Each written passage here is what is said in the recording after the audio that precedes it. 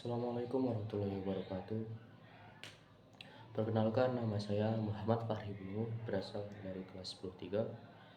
Kali ini saya akan menerangkan tentang pengertian tindakan sosial, interaksi sosial, dan bentuk-bentuknya, dan juga identitas sosial. Kita akan langsung masuk ke tindakan sosial. Tindakan sosial ini juga bisa kita sebut tindakan memengaruhi atau dipengaruhi orang lain. Contohnya seperti misalkan Fahri lebih memilih untuk membeli laptop daripada PS. Berdasarkan informasi yang dia dengar dari teman-temannya,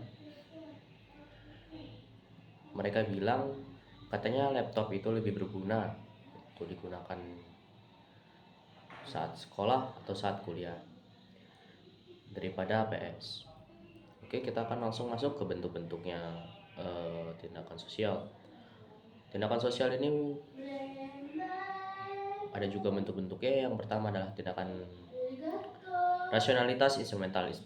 Tindakan rasionalitas instrumental itu tindakan yang jelas seperti tindakan yang memiliki tujuan yang jelas.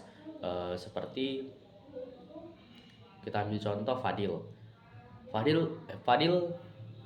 memimpikan peringkat 1 di kelas. Maka dari itu Fadil belajar dengan giat semalaman atau belajar giat setiap hari untuk mewujudkan keinginannya itu, dan dia juga ingin mendapatkan pujian dari orang lain serta gurunya.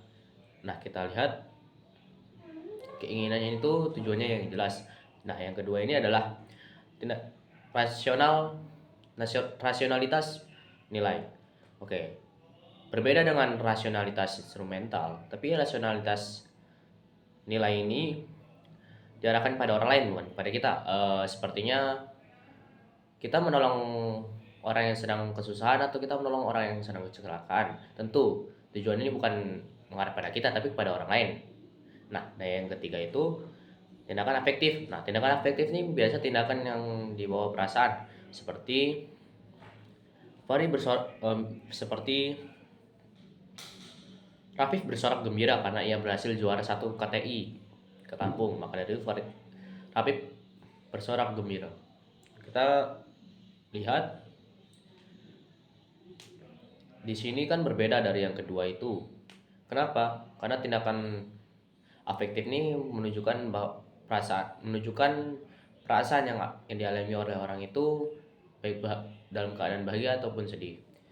Oke, selanjutnya ada tindakan tradisional. Nah, tindakan tradisional ini tindakan yang mengandung nilai-nilai atau yang sudah dilakukan turun-temurun. Contohnya kita ambil contoh warga Bali. Kebanyakan warga Bali mayoritasnya beragama Hindu. Nah, jadi kebanyakan suku Balinya itu melakukan ngaben atau pembakaran mayat. Nah, tujuannya mereka ini untuk mengikuti zaman-zaman mereka dulu, zaman-zaman yang mereka pernah dulu lakukan. Nah, biasanya setelah mereka membakar mayatnya ini, mereka mengambil debu sisanya itu, lalu mereka menaruh di cangkir botol ya, atau sebuah mangkuk. Itu abunya taruh situ, nanti kan itu ditutup. Nah, setelah itu kan dibuat beribadah atau menurut kepercayaan mereka. Dan juga ada rakyat Bali, ada suku Bali yang menaruh mayat di atas pohon, dalam gua, atau biarin di atas tanah aja, biarin aja gitu. Itu mereka menaruh parfum agar mereka tidak bau.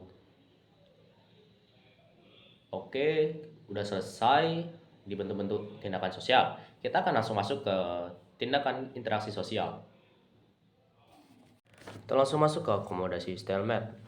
Stalemate ini bentuk akomodasi di mana pihak sedang mengalami konflik, lalu mereka memiliki kekuatan yang seimbang, seperti perang dingin di Amerika Serikat dengan Uni Soviet. Itu perang dinginnya berhenti sendiri. Selanjutnya ada segregasi. Segregasi itu adalah upaya saling memisahkan diri dari konflik tersebut, seperti segregasi di pendidikan atau rumah tangga. Selanjutnya ada elimination. Nah, elimination ini salah satu pihak berkonflik memutuskan mengalah atau mundurkan diri ya. Seperti dari konflik ya. Seperti ibaratnya Farah Jason terlibat masalah atau dia tidak setuju karena pertandingan itu dianggap unfair, padahal jelas-jelas dia telah melakukan pertandingan tersebut dengan adil ya. Saya dulu juga pernah mengalami hal tersebut karena saya pernah mengalami perlombaan catur di UKM Catur Unila, yang dimana saat itu saya kan melihat kawan saya itu kan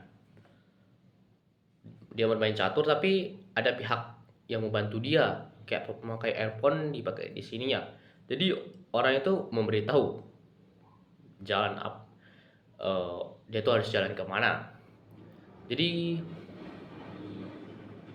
dia dianggap unfair.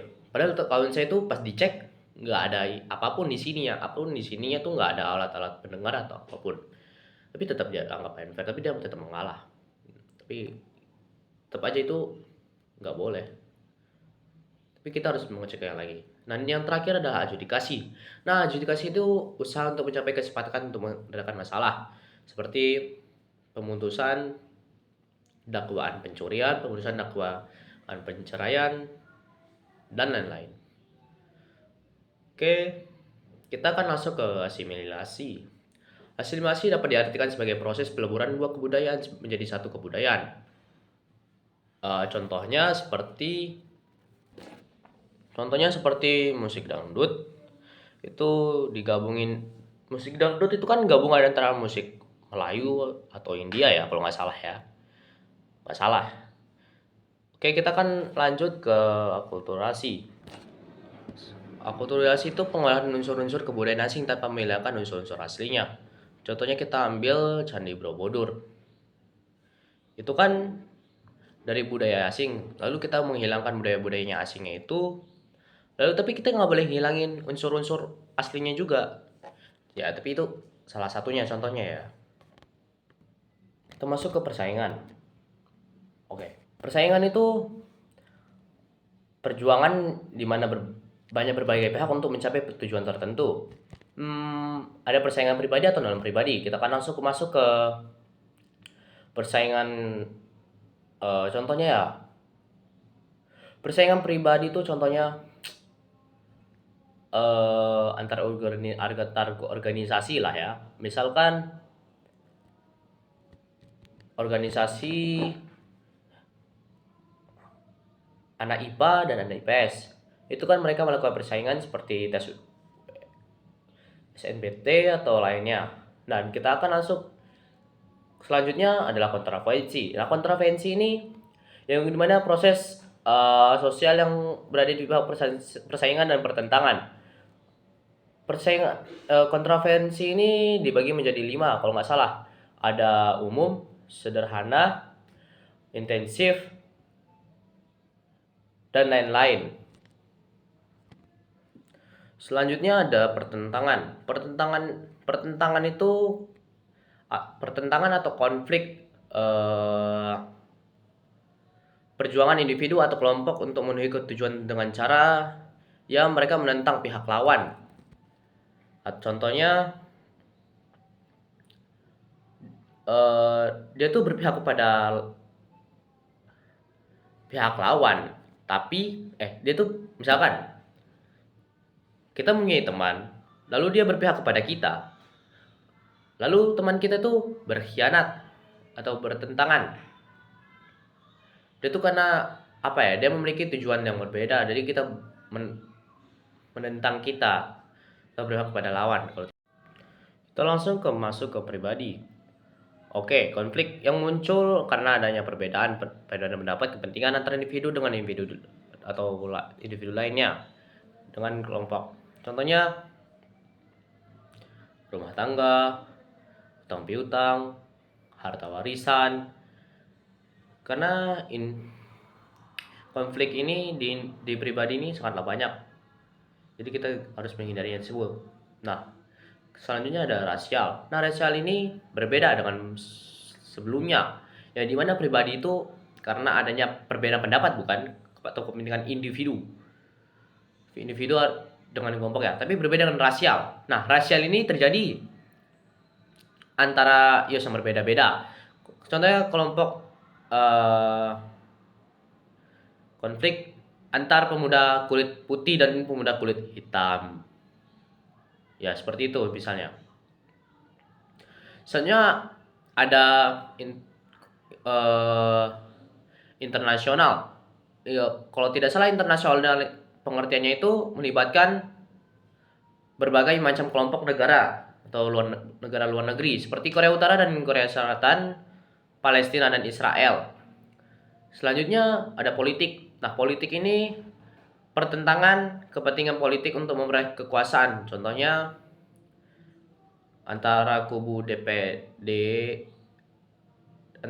kubu di DPD Hanura, antara dua kubu di partai Banteng. Selanjutnya ada ada antar kelas sosial. Contohnya konflik perusahaan dan karyawan dan konflik raja dan rakyat jelata. Oke, kita akan lanjut ke identitas sosial. Oke, yang saya pahami tentang identitas sosial itu sebagai konsep diri individu yang direfleksikan seorang melalui hubungan dengan kelompok sosial tertentu seperti ras, etnis, jenis kelamin, status sosial, ekonomi, orientasi seksual, usia, agama, keyakinan agama, asal negara, dan emosi. Oke, sekian dari saya. Mohon maaf jika ada salah kata atau salah ucap. Dan kepada Allah saya mohon ampun. Wabillahi taufiq wal hidayah. Wassalamualaikum warahmatullahi wabarakatuh.